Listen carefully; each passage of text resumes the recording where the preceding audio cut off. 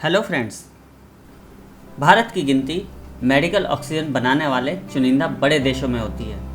यहाँ बड़े पैमाने पर कृत्रिम ऑक्सीजन का उत्पादन होता है। अस्पतालों में इन दिनों ऑक्सीजन की मांग बढ़ गई है। देश में इन दिनों मेडिकल ऑक्सीजन के लिए हाहाकार मचा हुआ है। अस्पतालों से लेकर सड़कों तक मेडिकल ऑक्सीजन के लिए जद्दोजहद देखने को मिल रही है। मेडिकल ऑक्सीजन की किल्लत कमी दूर करने के लिए सरकार लगातार कदम उठा रही है, लेकिन कोरोना मरीजों का इलाज करने वाले अस्पतालों की अपनी शिकायतें हैं। ऑक्सीजन की कमी के चलते कई अस्पतालों में मरीजों के दम तोड़ने की रिपोर्टें हैं, तो अस्पताल SOS संदेश भेजकर अपने लिए कुछ घंटों के लिए ऑक्सीजन का जुगाड़ करते पाए गए हैं। पिछले कुछ दिनों में राजधानी दिल्ली के कई अस्पतालों में ऑक्सीजन की कमी सामने आई है। ऑक्सीजन की यह कमी हैरान करने वाली है। कोरोना के गंभीर मरीजों के लिए ऑक्सीजन की कमी के बीच लगातार ये मांग आ रही है कि उद्योगों को दी जाने वाली सारी ऑक्सीजन मेडिकल ऑक्सीजन में बदल दी जानी चाहिए।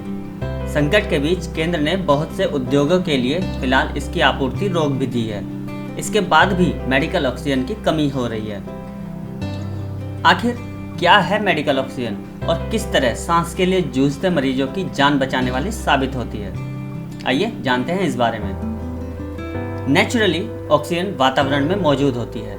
ये वो हवा होती है जिसे स्वस्थ फेफड़ों वाले लोग आसानी से ले पाते हैं, लेकिन जैसे ही सांस की किसी बीमारी से प्रभावित मरीज, जिसमें कोरोना संक्रमण भी शामिल है, उसके लंग्स पर असर होता है, वो वातावरण से ऑक्सीजन सीधे नहीं ले पाता है।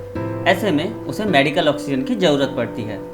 इसे वर्ल्ड हेल्थ ऑर्गेनाइजेशन ने भी अति आवश्यक मेडिकल ज़रूरत में शामिल किया।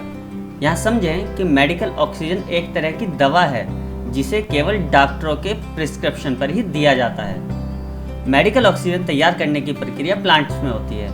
इस दौरान हवा में से विभिन्न गैसों से केवल ऑक्सीजन को निकालकर अलग किया जाता है। बता दें कि हवा में ऑक्सीजन लगभग 21% ही होता है। इसके अलावा दूसरी गैसें और धूल भी होती है।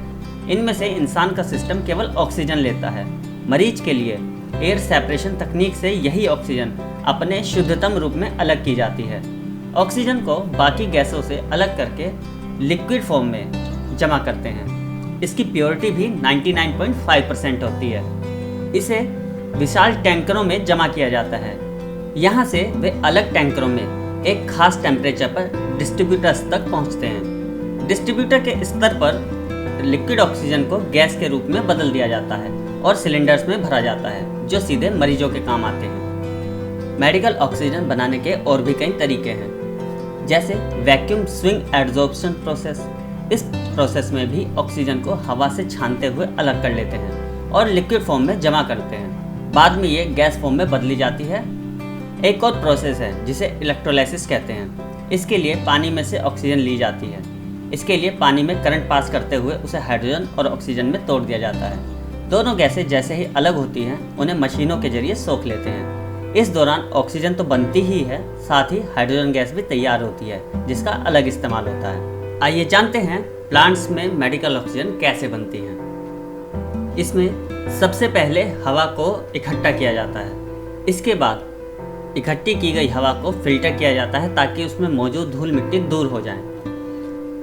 इसके बाद प्री फिल्टर, कार्बन फिल्टर और हेपा फिल्टर हवा को शुद्ध करने का काम करते हैं। फिल्टर हवा को दबाव डालकर कंप्रेस किया जाता है। इसके बाद एक मॉलिक्यूलर छलनी से इस हवा को छाना जाता है ताकि इस हवा में से कार्बन डाइऑक्साइड को अलग किया जा सके। इसके बाद इस हवा को डिस्टिलेशन प्रोसेस से गुजरना होता है। इस प्रोसेस के जरिए हम नाइट्रोजन और ऑक्सीजन को सेपरेट कर लेते हैं। डिस्टिलेशन कॉलम के बॉटम में हमें रिच ऑक्सीजन यानी ऑक्सीजन की अधिक मात्रा वाली गैस मिल जाती है, जिसे हम कलेक्ट कर लेते हैं और लिक्विड रूप में स्टोर कर लेते हैं, और इस प्रकार हमें मेडिकल ऑक्सीजन की प्राप्ति हो जाती है। कोरोना महामारी के दौरान औद्योगिक ऑक्सीजन बनाने वाली कई कंपनियों को मेडिकल ऑक्सीजन बनाने की मंजूरी मिल चुकी है। ये भी अब काफ़ी मदद कर रहे हैं। तो दोस्तों, आज के लिए इतना ही। आपको हमारा ये वीडियो कैसा लगा कमेंट करके ज़रूर बताइएगा। ऐसे ही और भी मज़ेदार वीडियोस को देखने के लिए हमारे चैनल को सब्सक्राइब करें।